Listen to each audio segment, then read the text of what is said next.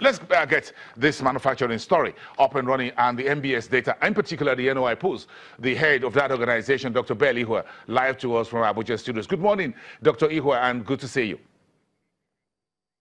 Good morning, Bosin. My pleasure. Thank you very much. On Tuesday, this report from NOIPolls, this survey was released, and yesterday, the Bureau of Statistics also came out with these numbers. Part of this speaking to the side of the manufacturing. This report is very, very interesting. It says manufacturers lament unfavorable foreign exchange rates, bad roads, poor access to credit, and weak demand. Are you surprised at NOIPolls, what this survey actually reveals?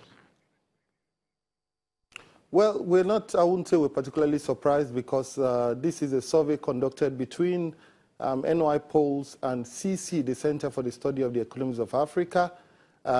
We conducted the first round last year, 2016, and this year we conducted the second round with 496 manufacturing firms interviewed in 12 states of the country representing the 6 geopolitical zones. So this is a survey that properly covers the entire nation, so it's a position of manufacturers across the country.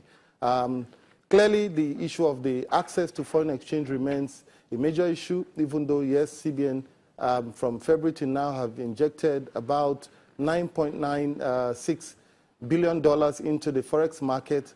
We still think that a lot needs to be done. Also, the issue of unavailability of power, the issue of access to capital remains major issues. But comparing 2016 to 2017, one major feature that came out of this survey is the fact that bad roads have become really prominent.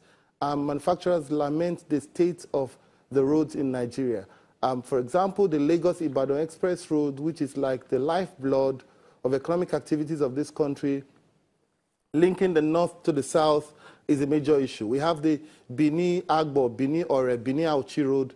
We have the Makurdi Enugu Road. We have the Ayangba Unsuka Road. So there are roads across the country which manufacturers are lamenting the sorry state.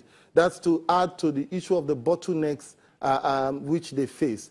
Part of the structural bottlenecks which manufacturers say they face are the issue of red tape and corruption. So you have to move your goods from the ports to your factory. What should typically take you a 2-day journey can take you a 6, 7, 8-day journey because the roads are bad, and 2, because there are various stops along the road.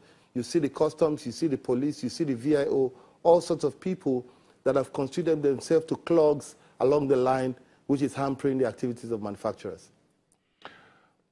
Surprisingly, and really surprising, is it surprising to you that sometimes the sentiment is that the roads in the northern part of Nigeria are far much better than those in the south, and the southeast, and what have you? But I'm looking at 46% here of the respondents believe that the roads, even in the north-central part of the country, is in a very sorry state.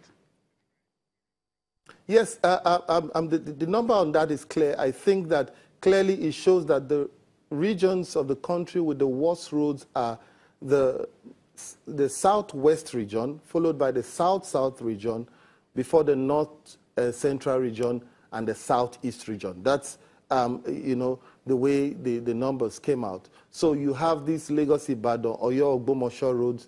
Then you link that to the roads in the south-south region. The east-west road, which is a major linkage in the south-south region, you know, has been a major clog in the wheel of manufacturers because that road for many years now has remained, you know, unattended to. Then, of course, you have the Benin-Agbo, the Benin-Ore, that links the south into the west, not forgetting the roads like Aba, Port Harcourt Express Road also, which is in a very decrepit state.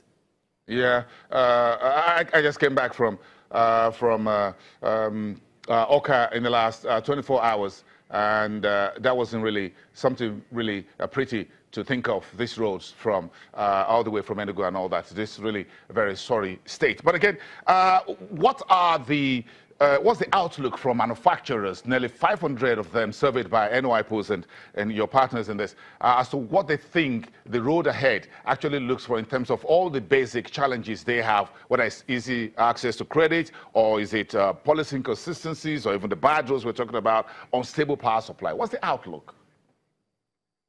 Yeah, but before I just mentioned on the outlook, it's important to point the current state. So the current state, 74% of manufacturers say that the business environment is unsupportive. This is a 14-point increase from the numbers in 2016, where only about 60% said that the business environment is currently unsupportive. That shows you that over the last 1 year, the business environment has worsened. In any case, we see a situation where manufacturers are the inherent ability of the Nigerian to be positive. At least 78% of Nigerians still believe that the business environment will improve by some way, and that demand will pick up. Currently, weak demand is a major issue. Of course, that's not surprising with double-digit inflation rates, and of course, with food inflation hitting about 20% plus, you get weak demand. But manufacturers are hopeful that demand will pick up. It's important to differentiate that, yes, we've come out of recession.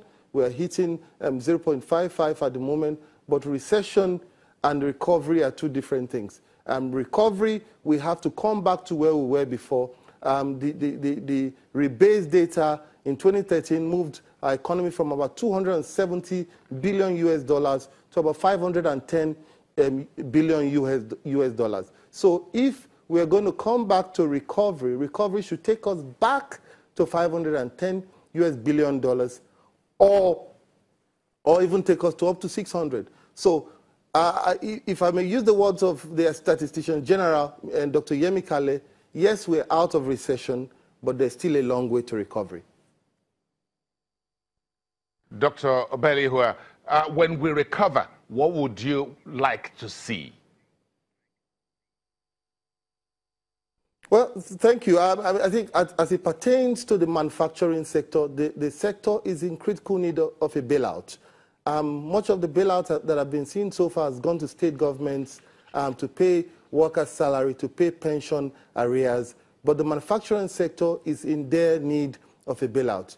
Jobs are being lost by the day.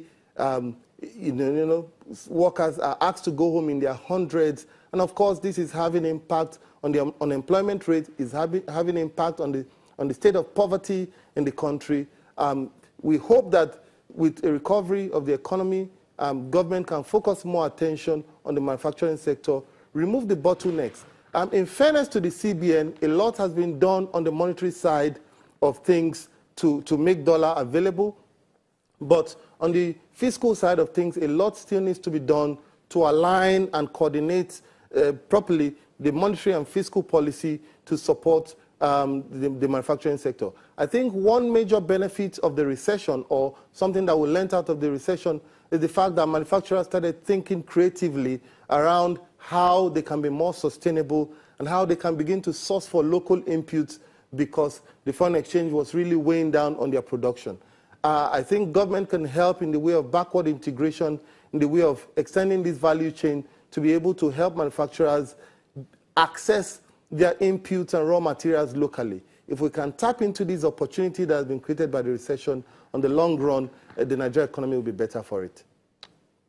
Dr. Belihua, the Chief Executive Officer at NOIPolls, thank you very much for coming on the program today. We appreciate those insights into this latest survey on the state of Nigeria's manufacturing sector. Do have a very beautiful day and the rest of the week.